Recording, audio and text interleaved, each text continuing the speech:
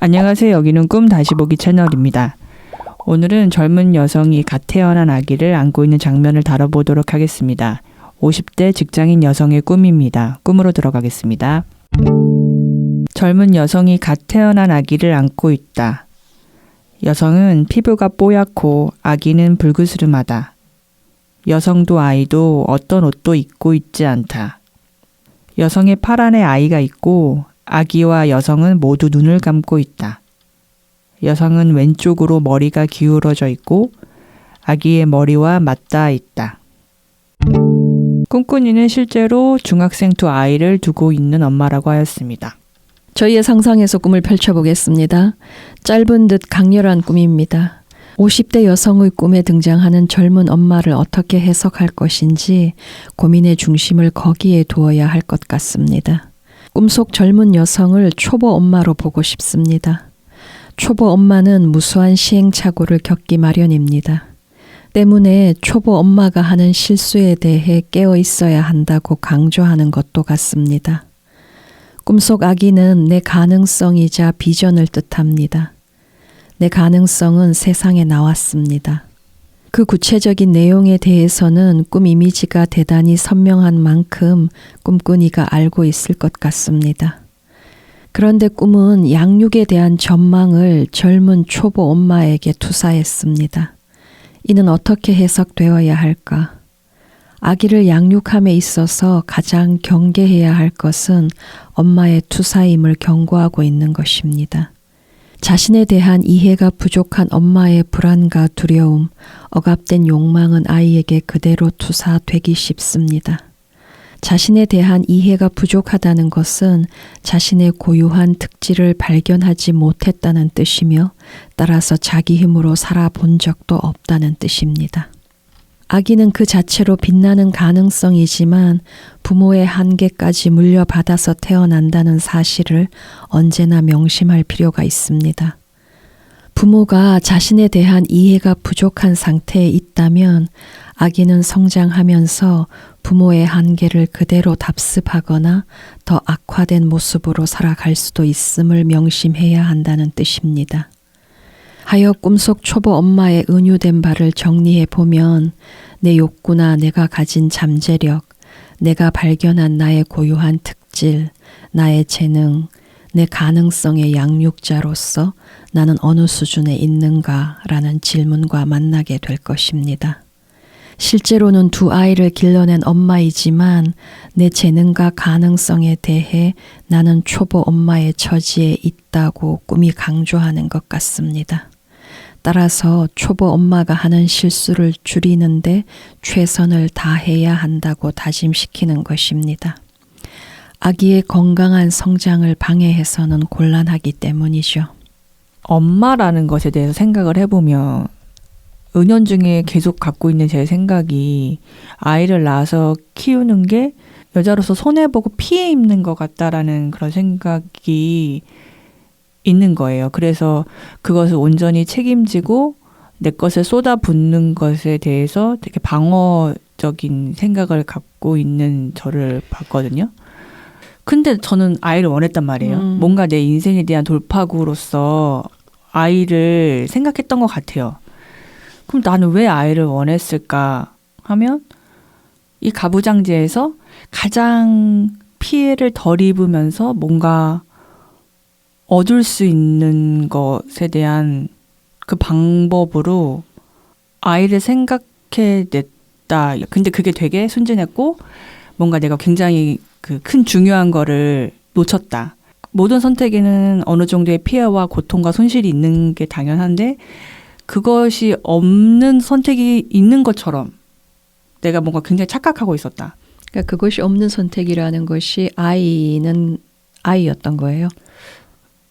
제일 안전한 어떤 선택으로 생각했던 것 같아요. 특히 이제 결혼을 통해서 아이를 낳고 아이를 기르는 것이.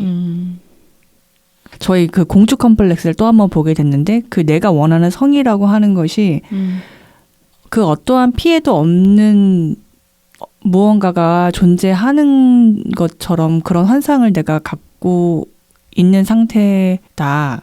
근데 이제 이게 불행인지 다행인지 아이를 키우는 과정은 전혀 그렇지가 않은 거예요. 뭔가를 이제 내가 진짜로 이제 감당을 해야 될 과제가 직접 눈앞에 이제 있는 건데 회피할 수 없는 과제. 내가 갖고 싶은 것이 무엇인가를 생각을 해보면, 그러니까 저는 아들을 원했잖아요. 내가 좀 소유할 수 있는 남성성? 특별하다고 생각했던 남자들의 생각을 해보면 뭔가 이제 다들 하나씩 자기 거를 갖고 있었거든요.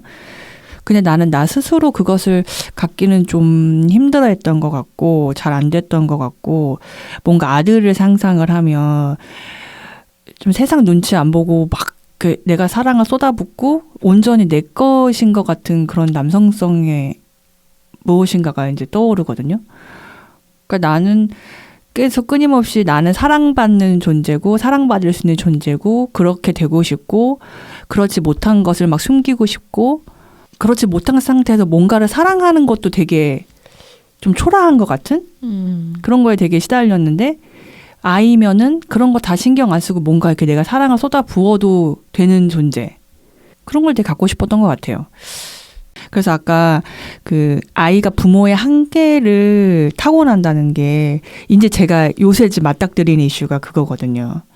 그러니까 나는 나를 보면 제가 항상 뭔가에 되게 갈급하고 공허하고 이런 걸 보면 제 스스로를 제가 봤을 때 나는 이런 점이 내 스스로가 마음에 안 들어요. 근데 나는 그 행동을 계속 하잖아요. 그러면 누군가는 그런 행동을 하면서도 자기만의 정당한 이유를 갖고 있고 그거를 내세울 수도 있잖아요. 근데 나는 항상 그것이 스스로 부족하고 이건 아니다라고 생각을 하는데 그 행동을 절대 고치지 않는 제 모습을 보면서 그 세상의 잣대를 나한테 들이대는데, 내가 가진 한계를 적어도 나 스스로는 그냥 인정하고 그냥 드러낼 수도 있잖아요. 근데 나는 항상 내 안에서, 그러니까 내가 가진 어떤 특성을 굉장히 비난하는 어떤 목소리가 있다고 생각이 드는 거예요. 그러니까 비난하는 목소리가 되게 커서 나는 스스로 내 특성을 싫어해.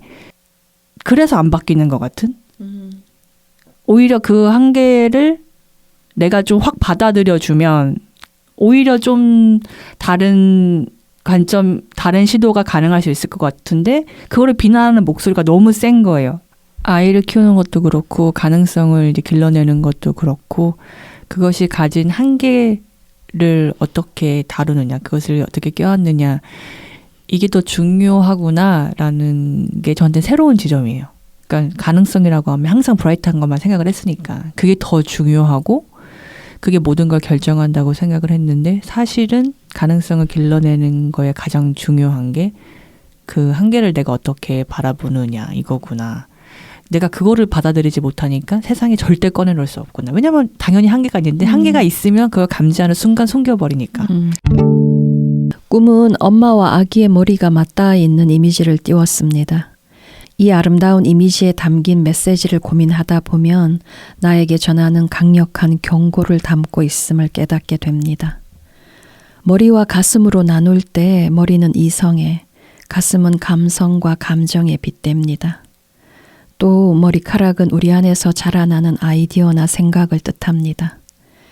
젊은 엄마와 아기의 머리가 맞닿았습니다. 엄마가 왼쪽으로 머리를 숙였기 때문에 가능했을 것입니다. 아기의 머리에 닿고자 하는 엄마의 바램과 의지인 것입니다. 왼쪽은 직관의 영역을 뜻합니다. 엄마가 자신의 직관을 따라간 결과 세상에 잉태시킬 수 있었던 아기처럼 느껴지기도 합니다. 따라서 이 이미지에는 앞으로도 섣불리 세상의 잣대를 들이대거나 세상의 방식으로 평가함으로써 아기에게 상처를 주는 우를 범하지는 않겠다 하는 의지가 담겨 있습니다. 세상의 잣대를 들이대 평가를 가하는 순간부터 우리의 모든 가능성과 재능의 씨앗은 생기를 잃기 십상이고 팍 쪼그라지기도 쉽습니다. 아기를 있는 그대로의 모습으로 보지를 못하는 것입니다. 엄마와 아기의 머리는 맞닿아 있습니다. 이는 꿈이 해오는 질문인 것입니다. 머릿속 내용물이 어디에서 어디로 흘러가야 하는가 하는 물음인 것입니다. 엄마의 잣대와 엄마의 방식, 삶을 살아가는 엄마의 태도가 아기에게 강요되는 것을 경계하라는 뜻으로 읽고 싶습니다. 엄마와 아기는 긴밀하게 교감해야 합니다. 그러나 불안이나 두려움, 욕망의 투사를 교감으로 착각하지는 말아야 합니다. 엄마와 아기 모두 눈을 감고 있습니다. 아기는 이제 곧 호기심 가득한 눈을 뜰 것입니다. 엄마는 아기보다 먼저 준비되어 있어야 합니다. 엄마도 새롭게 눈을 뜨는 것입니다. 새롭게 눈을 뜬다는 것은 투사를 걷어낸 눈으로 아기를 바라본다는 뜻입니다. 기존의 태도나 관점에서 벗어나 아기에게 집중할 것을 다짐하는 것입니다. 그 길만이 내 가능성과 비전을 성장시키는 길이기 때문입니다. 이 꿈은 초보 엄마에게 중차대한 과제를 준 것입니다. 꿈은 짧고 간결한 이미지로 되어 있습니다. 마음에 품고 가기에 좋은 이미지인 것입니다. 그만큼 자주 들러서 깊게 고민하고 매일 매 순간 자신의 투사를 걷어내는 데 집중하라는 뜻입니다. 억압된 욕구나 욕망에 정신없이 휘둘리는 부모가 되어서는 안 되는 것입니다. 또는 이제 갓 태어난 가능성과 비전은 마땅히 애정어린 관심과 돌봄을 받아야 하건만 부모의 불안과 두려움이 이를 막아서는 것도 곤란한 일입니다. 엄마도 아기도 옷을 벗고 있습니다. 아기가 태어나는 순간 엄마라는 페르소나를 입게 됩니다. 엄마라는 페르소나를 입기 위해 걷어내야 할 페르소나가 있을 것입니다. 꿈속 젊은 엄마는 이 아기의 엄마가 되기 위해 기꺼이 벗어던진 것이 있다고 하는 것 같습니다. 페르소나는 삶에 임하는 외적 태도를 칭합니다. 기존의 태도 중에서 이 아기의 엄마가 되는데 걸림돌이 될 만한 것들을 벗어던진 것입니다. 이 아기를 양육하는 데 방해로 작용할 것임을 직감했기 때문이죠. 꿈속 아기가 상징하는 바를 이해할 수 있다면 어떤 유의 옷을 벗어버렸는지도 이해하게 될 것입니다. 엄마의 자발적 희생이라 할 만합니다. 자발적 희생을 남발하지 말았으면 합니다. 사회적으로 강요되는 희생을 자발적 희생이라는 포장지로 기만하지 말자는 뜻입니다. 새로운 인식의 성취를 위해 스스로 선택할 수 있을 뿐입니다. 희생의 적절한 쓰임은 다음과 같아야 합니다. 자기 고유의 특성이나 자기 힘을 막아서고 억누르는 이고의 방식과 태도를 희생시켜야 한다. 이 꿈은 아기 예수를 안고 있는 마리아의 모습을 떠오르게도 했습니다. 마리아가 추앙받는 이유를 아들의 운명에 관여하지 않았다는 점에서 찾고 싶습니다. 마리아는 아들의 고통에 동참하여 자기 몫의 고통을 기꺼이 감당한 여성입니다. 엄마가 자랑하는 위대한 아들이 엄마에게 지우는 짐이란 그 아들이 죽어가는 모습을 무력하게 바라보는 입장에 있어야 함을 의미하는지도 모릅니다. 가톨릭 신자라면 묵주기도에 익숙할 것입니다. 묵주기도는 환희의 신비, 빛의 신비, 고통의 신비, 영광의 신비로 이루어져 있습니다. 그중 환희의 신비는 예수 잉태에 관한 내용으로 되어 있고 다음과 같은 내용을 포함합니다. 마리아가 아기 예수를 성전에 바치실 때 당신의 영혼이 칼에 꿰찔르는 가운데 많은 사람의 마음속 생각이 드러날 것입니다. 라는 구절입니다. 이는 마리아가 어머니로서 겪어야 할 고통을 예언하는 내용입니다. 사실 아기를 막 낳은 마리아가 그 예언을 얼마나 이해했는지는 알 길이 없습니다. 고통으로 죽어가는 아들의 모습을 지켜봐야 하는 어미의 심정을 헤아리기도 불가능할 것입니다. 이처럼 성취는 고통을 전제합니다. 성취와 고통은 불가분의 관계에 있기 때문입니다. 위대한 성취를 바랄수록 그에 따른 극심한 고통을 각오해야 한다는 뜻입니다. 외적이든 내적이든 성취를 향해 나아가고 있다는 것은 고통을 겪고 있다는 뜻과 같습니다. 사람들은 가능성이나 비전을 막연하게 빛이나 화려한 스포라이트와 연결시키려는 고집을 꺾지 않습니다. 실망이나 좌절을 배제하고 싶기 때문입니다. 실망과 좌절을 제거하는 길은 환상 속에 두는 길뿐입니다. 아기가 세상으로 나왔다는 것은 실망과 좌절의 경험을 통해 성장해야 함을 받아들여야 한다는 뜻입니다. 아기가 건강하게 성장하려면 많은 것들을 제공받아야 합니다. 안정적 돌봄은 물론 다양한 경험이 시도되도록 끊임없이 격려되어야 합니다. 그렇게 차곡차곡 쌓인 경험은 훗날 가시밭길을 지나야 하는 때에 당도했을 때 꼭 필요한 에너지로 화할 수 있는 것입니다. 내면의 아기도 마찬가지라 하겠습니다. 삶이 요구하는 새로운 방식이든 새로운 태도든 아니면 새롭게 발견한 재능이든 세상으로 나온 이상 다양한 경험을 거치며 성장을 거듭해야 하는 것입니다. 드라마 나의 해방일지가 많은 여성들의 공감과 지지를 받고 있는 것 같습니다. 그 드라마에서 인상 깊은 장면을 보게 되었는데 소개하고자 합니다. 염창희와 연미정은 부모의 농사를 돕고 있습니다. 잠시 휴식을 취하는 중에 연미정의 모자가 바람에 날려갑니다.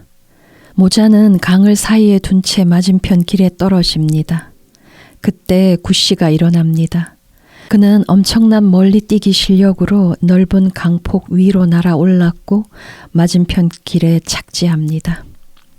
그 모습에 창희와 미정 모두 깊은 설렘을 느낀 것 같습니다. 둘 모두 깊은 설렘을 느꼈으나 이후 둘의 행보는 크게 갈라집니다. 창희는 홀로 남아서 시도를 해보는 것입니다. 물론 날아올라야 하는 지점에서 멈추고 맙니다. 동네 불알 친구에게까지 열을 올리며 이야기합니다. 그러나 친구는 말합니다. 연습만 하면 다 할 수 있어. 둘은 하네 못하네 하며 티격태격하지만 창희는 친구와 미정 앞에서 다시 한번 시도합니다. 심지어 구씨까지도 이를 지켜보고 있습니다. 미정은 창희를 말리며 말합니다. 하지마. 미정이 그간에 내뱉은 말들 중에 몇 안 되는 가장 단호한 말입니다. 창희는 호기롭게 날아올랐지만 풀숲으로 떨어지고 맙니다. 모두의 예상처럼 실패한 것입니다. 풀숲 위로 볼상 사납게 엎어진 창희를 보고 미정은 또다시 앞마디를 날립니다. 하지 말랬지. 하지마 하지 말랬지는 여성의 언어인 것 같습니다. 그러나 창희의 불알 친구도 연습만 하면 할 수 있다고 말합니다. 누군가는 그저 허세일 뿐이라고 치부할 테지만 허세조차도 힘으로 느껴질 때가 있습니다. 김어준이 남자는 허세 유전자를 타고난다고 한 적이 있습니다. 허세는 적어도 존재하고 있다는 믿음, 자신이 가진 것이 있다는 믿음에서 출발하는 것으로 생각되는 것입니다. 반면 여성은 기만 유전자를 타고나는 것 같습니다. 기만은 없다, 내가 가진 것은 아무것도 없다, 이 씁쓸한 신념에서 출발하여 여성을 더욱 초라한 처지로 몰아가는 것만 같습니다. 연습이란 실패의 경험을 적극적으로 껴안는 행위인 것입니다.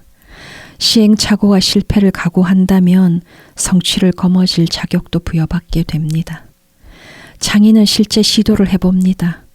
뻔히 실패를 예상하지만 시도하는 것입니다. 실패의 두려움을 직면하는 것이죠.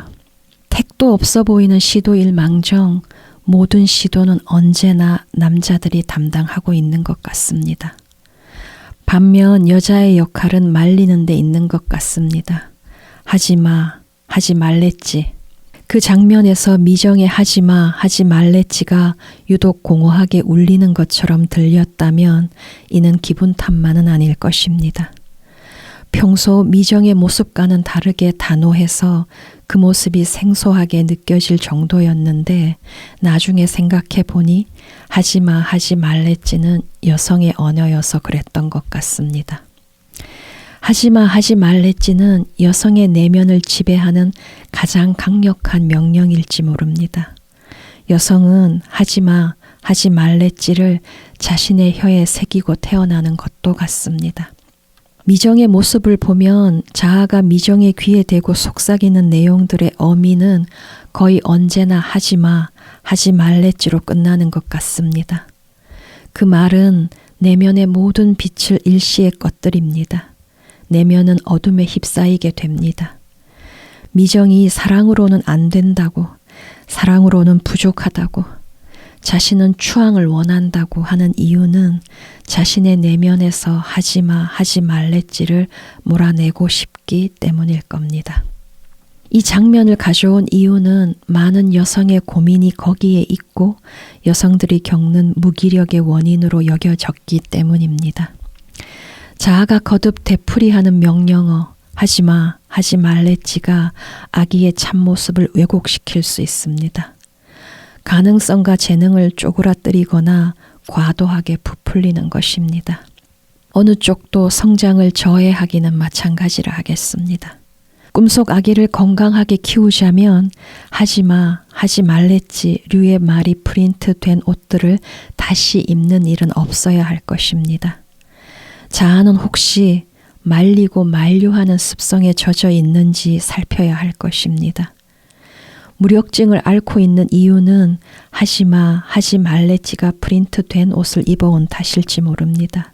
옷에 새겨진 하지마, 하지 말랬지는 나와 주변의 생기를 서서히 꺼뜨려 갑니다. 하지마, 하지 말랬지 이 명령어는 어차피 안 돼, 못할 거야 라는 신념이 내리는 지침인 것입니다. 미정은 감히 그 명령을 거스르지 못했고 장인은 그 명령을 제껴버렸습니다. 그 명령에 군말 없이 순응해온 아기는 성장하여 자기 구원에 실패한 알코올 중독자를 부여잡고 추앙을 달라고 조르는 처지로 살아갑니다. 제가 요새 읽고 있는 책에 그게 뭐 상대성으로 양자역학 이런 내용이 나오거든요. 근데 이제 거기서 설명하는 내용을 이제 막 따라가다가 우주 한가운데에 아무런 힘이 미치지 않는 어떤 입자가 된 나에 대해서 이제 상상해 볼 그 기회가 있었는데 그 순간 굉장한 안전함을 느끼는 거예요. 내가 깨어질 수 없는 어떤 하나의 입자가 되니까 그 누구도 나를 파괴할 수가 없고 되게 안전한 곳에 있는 나를 상상하게 되는 거예요. 근데 그 순간 제가 뭘 떠올리냐면 얼마 전에 왜 김현종이 약자는 자기가 맞아 죽지 않는 거에 대해서도 고민을 해야 되고 그런 대비책도 있어야 되고 왜 그런 말을 했을 때 제가 엄청 뭔가 건드려져서 막 눈물이 났었거든요. 나한테는 가부장제의 어떤 메시지가 중력처럼 나를 지배하고 있다. 그러니까 이런 생각을 했는데 그 중에 하나는 굉장히 약한 정말 쉽게 파괴될 수 있는 여자로서의 나 그거에 내가 되게 크게 영향을 받고 있고 그게 이제 아이를 키울 때는 그거에 그 메시지에서 좀 자유롭고 싶은데 실제로는 그게 되게 쉽게 될 줄 알았어요. 근데 그렇지 않다는 거를 받아들이고 마주하게 되는 것도 사실은 좀 힘든 것 같아요. 그 하지마 그 메시지는 그 카테고리 안에 포함된 많은 메시지들이 있어요. 뭐 그 왜 여자는 힘이 없다. 여자는 가치가 없다. 제가 얼마 전에 그 되게 좋아하는 배우의 동성애의 주요한 내용의 그 영화를 보면서 거기서 여자들이 진짜 가치 없거든요. 유일하게 좀 엄마 조금 이제 뭔가 좀 의미 있고, 그러니까 내 시선이 되게 그래요. 되게 여자가 가치 없어요. 내가 그래서 동성애물을 좋아하나 이런 생각도 들었어요. 남자들의 사랑이 너무 고귀하고 그게 그것만 정말 가치 있는 것 같으니까. 그들만 아름다운 것 같으니까. 그러니까 나는 뭔가 내가 사랑을 할 수 있는, 사랑을 줄 수 있는 존재라는 거를 그걸 되게 갈망했는데 동시에 그러기가 너무 힘든 거예요.